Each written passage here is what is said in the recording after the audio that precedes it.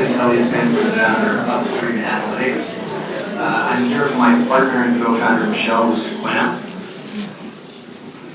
First, the team. I've been involved in facilitating African investment in Africa for the last 10 years and advised over 100 companies investing in Africa, including Walmart, Procter & Gamble, Cargill, Chevron, and Exxon. Michel comes out of a similar space, helping African companies raise capital in U.S. markets and African markets. Our co-founder, who unfortunately couldn't be here, is the co-founder of Lusakueno, which I'm sure a lot of you know, John Gossier. So basically, Upstream Analytics is trying to change the way companies do due diligence and achieve compliance in opaque markets such as Africa. We apply 3 different sources of information: GPS technology, mobile crowdsourcing, and social feeds. We combine all of them to produce a compliance and due diligence report on supply chains, on peoples, on places, on institutions, and then we sell that data back to U.S. companies. So as I don't need to tell any of you here, but the fastest growing place for foreign direct investment in the world is Africa. What some of you may not know is the fastest growing place for due diligence and compliance is also Africa and frontier markets. Unfortunately, given the institutions that manage data and credit in Africa, the ability for companies like Walmart to conduct sufficient due diligence in African markets is limited. The models are outdated, too highly legalistic, and quite costly and complex.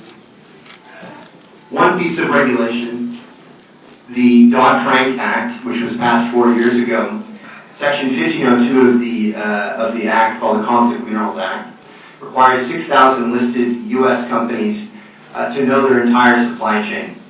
It covers virtually every durable consumer good in U.S. markets, and the compliance area is 10 countries, as you can see on the right. So what are the challenges with complying with this act? Supply chains are incredibly opaque. This is no more true in Africa than anywhere else. Companies have been successful in tracking their supply from the smelter, but they have been not successful in tracking where their metals and sourcing is from in Africa, for a variety of reasons. You have over 20 different intermediaries from the mine site to the smelter. The ability for a company like Walmart or GE or Apple to track and trace a good from the mine site to the smelter is virtually impossible. So what's our solution? We provide a feature phone app to truckers that are transporting the minerals in the DRC and the Great Lakes region. They use this app to communicate with each other about key risks that they're seeing on the route, from the mine site to the border to wherever. We then we listen in on those conversations and categorize the key risks that we're seeing and sell that data back to U.S. companies so that the U.S. company can then tell their suppliers, take this route, not that route, engage with this individual and that individual. So this is an example of what we produce for our clients. I'll hand it over to Michel. And I'll take it from here and tell you why you want to be part of this company. First and foremost, the market is big. There's about 6,000 companies that have to comply with this regulation. We have estimated in our financials that we will reach about 10% of that market, 600 companies by year 2018. How are we going to reach them? Through a sales team. We also want to go through industry trade groups. What do we have as far as products? We have a GPS technology company that we're with partners. We're testing that GPS technology both in Mauritius and in Mexico. We currently also have in our MVP the ability to track conversation both in social media, so Twitter, as well as news media. And what does that translate in the bottom line?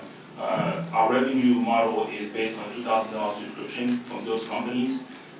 We estimated our lifetime value for a company joining our services will be about 25 months or $50,000, and our acquisition cost is very low at 10%.